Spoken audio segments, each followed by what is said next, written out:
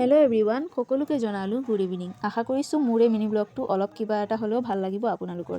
Last মঙ্গলবাৰে আমি গৈছিলোঁ নেহৰুবালিৰ ওচৰত এটা পঞ্চমুখী হনুমান মন্দিৰত।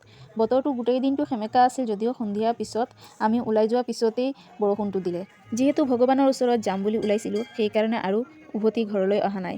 আৰু এইটো মন্দিৰত সিদিনা মই প্ৰথমবাৰহে গৈছিলোঁ। মন্দিৰটোত সোমাই দেখিলোঁ দুটা দোকান, এটাত পূজা সামগ্ৰী, আনটো হনুমান চালিচা গ্ৰন্থ ইত্যাদি। আৰু এইটো ছাইডতে ধূপ চাকি জ্বলাই দিয়াৰ সকলো ব্যৱস্থা আছে আৰু লগতে শিৱলিংগও আছে।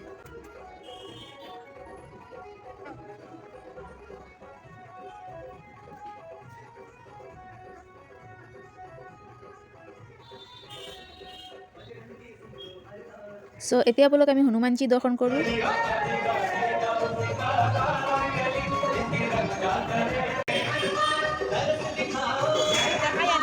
তাৰপিছত আমি সকলোৱে সেৱা কৰি লৈ মন্দিৰতে বহি হনুমান চালিচা পাঠ কৰিলোঁ আৰু আজি মিনি ব্লগটো ইমানলৈকে।